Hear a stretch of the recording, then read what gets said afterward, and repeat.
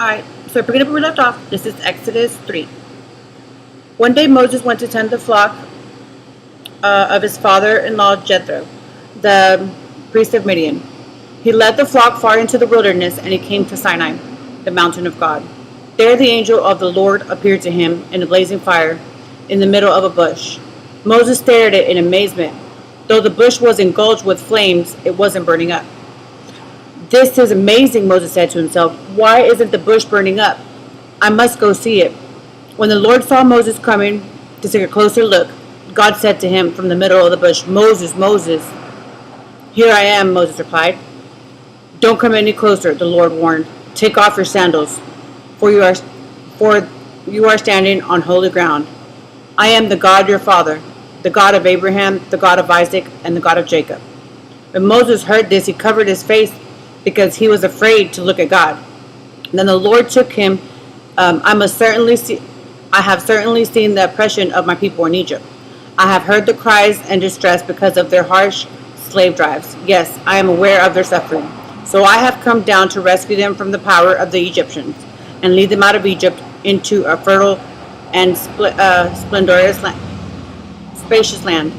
It is the land flowing with milk and honey, the land of Canaan, where the land it doesn't say Canaan. It says the land where the Canaanites, Hittites, Amorites, Perizzites, and Hivites, and Jebusites now live. Look, I cry. The cry of the people in Israel has reached me, and I have seen how harsh the Egyptians have been with them. Now go, for I am sending you to Pharaoh. You must lead the people from Israel out of Egypt. But Moses protested to God, "Who am I to appear to Pharaoh? Who am I to lead the people out of Egypt?" God answered, "I will be with you. This will be a sign that I am with you, and I have sent you. When you have brought the people out of Egypt, you will go worship the God on this very mountain." But Moses protested, "If I go and the people of Israel, if I tell them the God from your ancestors has sent me, they will ask me, 'What is his name?' Then what should I tell them?" God replied to Moses, "I am who I am. Say this to the people of Israel, 'I am has sent you.'" God said also to Moses, saying this as you appeared. No, God also said, "Moses, say this to the people of Israel, 'Yahweh, the God of your ancestors, the God of Abraham, Isaac, and Jacob, has sent you.' This is the eternal name to remember for all generations. Now go and call together the elders of Israel. Tell them that Yahweh, your God of your ancestors, the God of Isaac, Abraham, and Jacob, has appeared to me. When he told me, I have been watching closely and have seen how the Egyptians have been treating you.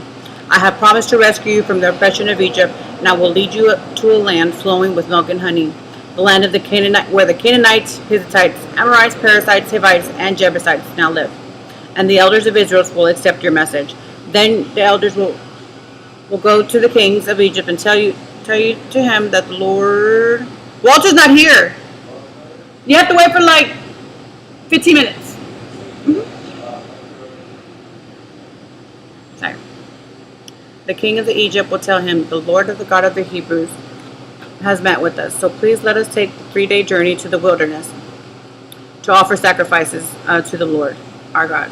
But I know that the king of Egypt will let you go unless the mighty lance of the forces is with him.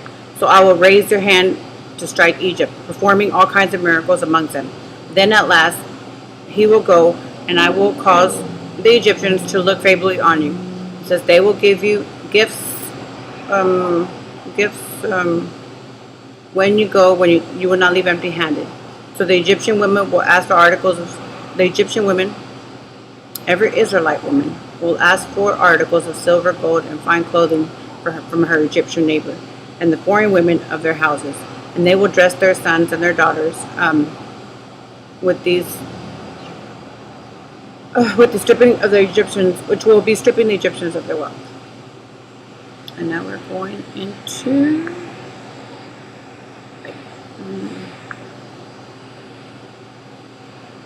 Exodus 4. Exodus 4. But Moses protested again. "What if they don't believe me or listen to me? What if they say, the Lord never appeared to you?" Then the Lord asked him, "What is that in your hand?" "A shepherd's staff," Moses replied.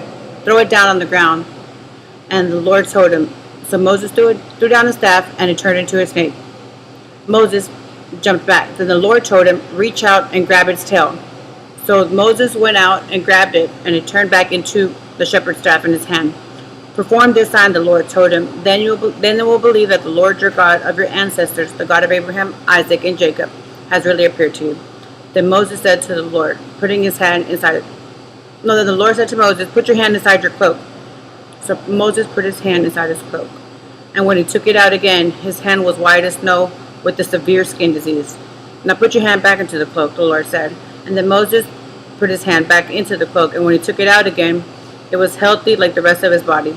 Then the Lord said to Moses, if they do not believe you, they are not convinced by the first miracle and signs, it says, they will be convinced by the second sign. It says, and if they don't believe you or listen to you, even after the two signs, then take some water from the Nile River, pour it out into the dry ground, and so the Nile River will turn into blood on the ground. But Moses pled. Let me read that one again. So we're reading again over Exodus 4:9. And if they don't believe you and listen to you, even after the two signs, then take some of the water from the Nile River and pour it into the dry ground. And when you do this, the water from the Nile River will turn into blood on the ground. But Moses pleaded with the Lord, "O Lord, I am not good with words. I've never have been, and I'm not now. Even though you have spoken to me, I get tongue twisted and tied up with my words, and they get tangled." But the Lord asked Moses, "Who makes people's mouths? Who decides whether they speak or do not speak, hear or do not hear, see or do not see? Is it not I?" The Lord said, "Now go. I will be with you, and you will speak, and I will instruct you on what to say." But Moses again pleaded, "Lord, please send someone else." Then the Lord became angry with Moses. "All right," he said. "What about your brother Aaron? He is a Levite. I know he speaks well. And look, he is on his way now to meet you. He will be delighted to see you. Talk to him. Talk to him, and I will put words in his mouth, and I will give both of you.